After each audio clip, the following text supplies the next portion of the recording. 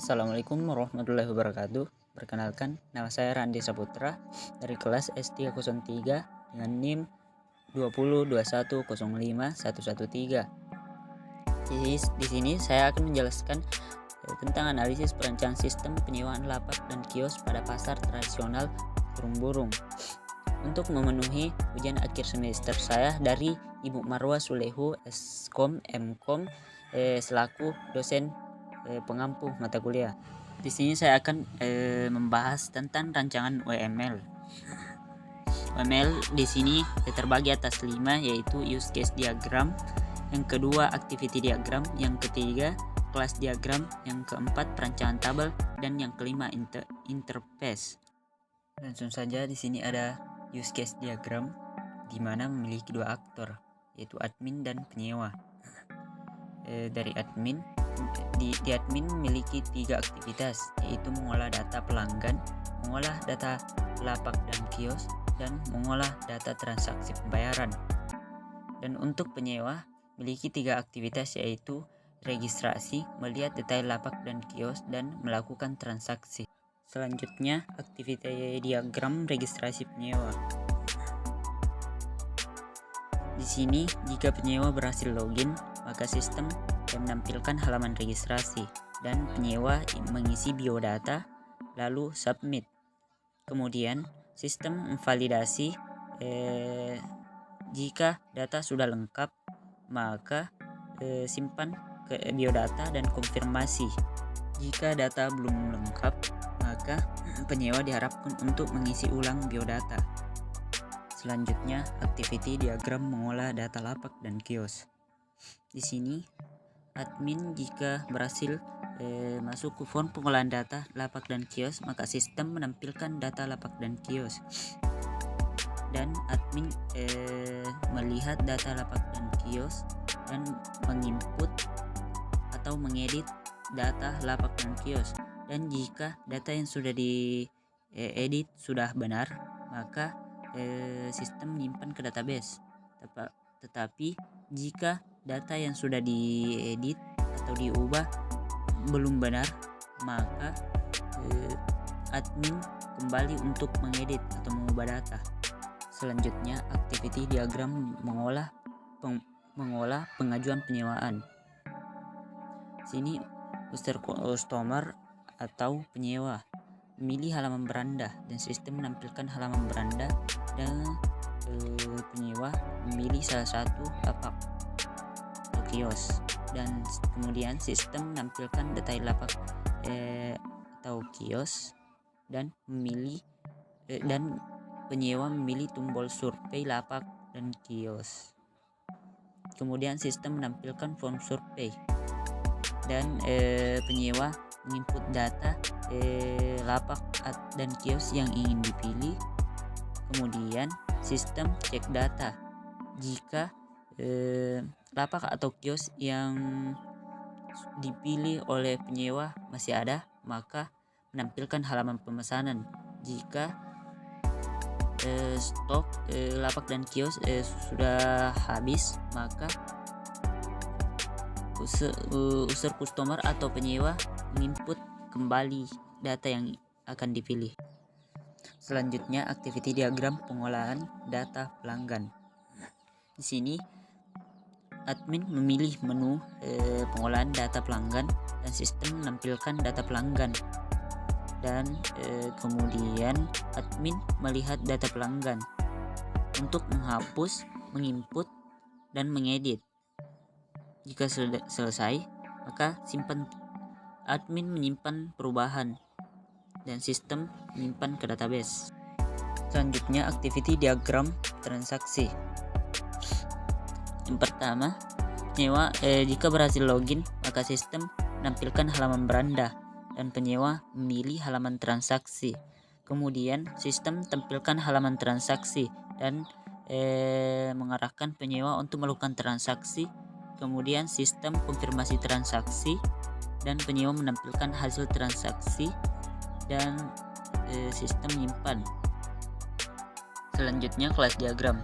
Untuk kelas admin memiliki 4 atribut, yaitu ID admin, username, password, dan hak akses, dan memiliki dua fungsi atau operator, yaitu insert dan update.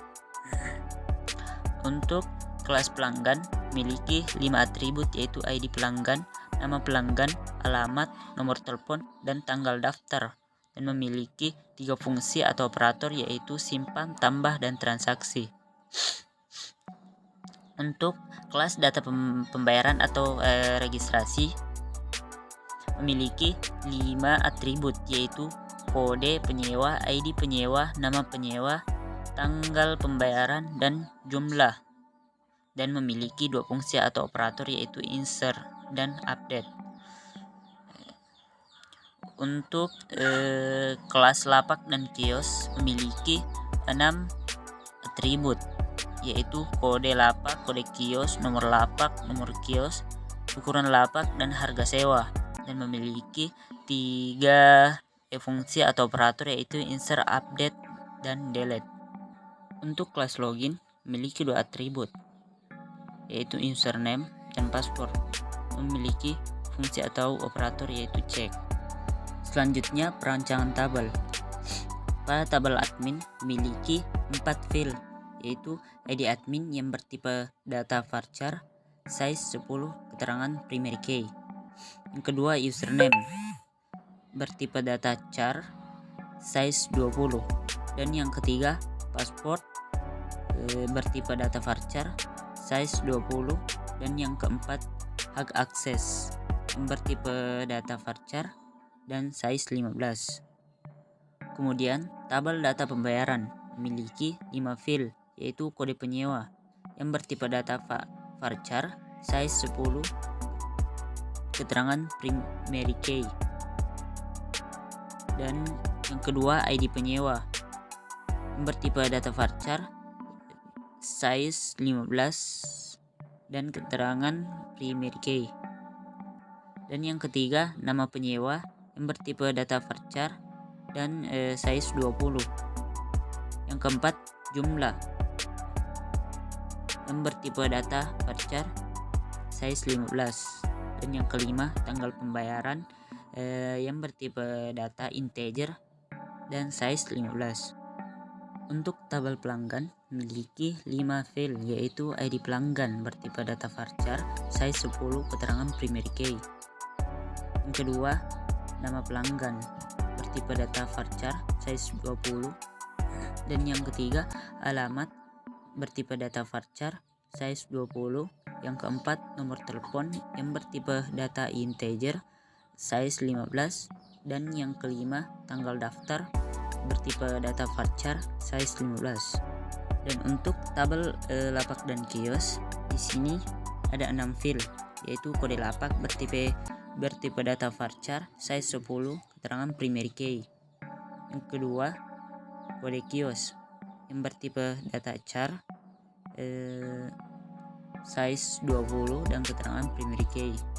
Ketiga, nomor lapak bertipe data varchar, size 20, keterangan primary key. Yang keempat, nomor kios bertipe data varchar, size 15, keterangan primary key. Yang kelima, ukuran lapak yang bertipe data varchar, size 15. Dan yang keenam, harga sewa yang bertipe data varchar, size 30. Selanjutnya, interface rancangan form input registrasi. Di sini, untuk melakukan registrasi penyewa diharapkan untuk memasukkan nama, alamat, nomor telepon, dan jenis kelamin. Lalu klik register. Selanjutnya, interface rancangan form input login. Di sini, jika penyewa atau admin ingin login, maka harus memasukkan username dan password, lalu login. Selanjutnya, interface rancangan form input data lapak dan kios. Di sini, admin memasukkan kode lapak dan kios, ukuran, jenis, dan harga, dan dapat menyimpan, menambah, mengedit, dan menghapus data yang sudah diinput. Selanjutnya, interface rancangan form input data admin. Di sini admin dapat masukkan ID admin, username, dan password, dan dapat menyimpan data, mengedit, dan menghapus data. Selanjutnya, interface rancangan form input data pengajuan penyewaan atau transaksi. Di sini ada ID penyewa, nama penyewa, kode lapak dan atau kios, tanggal pembayaran dan jumlah bayar. Dan di sini admin dapat menyimpan, menambah dan menghapus data yang sudah diinput. Selanjutnya, interface rancangan form input data penyewa. Di sini ada ID penyewa, nama, username, dan password. Dan admin bisa menyimpan, mengedit, dan menghapus data yang sudah diinput. Baik, untuk interface output, sini ada laporan data admin. Dapat kita lihat ada ID admin, username, dan password. Baik, untuk laporan data pelanggan, mungkin kurang lebih seperti ini. Ada ID penyewa, nama, username, dan password. Baik, untuk laporan penyewaan atau transaksi, di sini ada ID penyewa, nama penyewa, kode lapak dan kios, tanggal pembayaran, dan jumlah bayar. Tampilannya kurang lebih seperti ini. Baik, untuk laporan data lapak dan kios, tampilannya seperti ini. Ada kode lapak dan kios, ukuran, jenis, dan harga.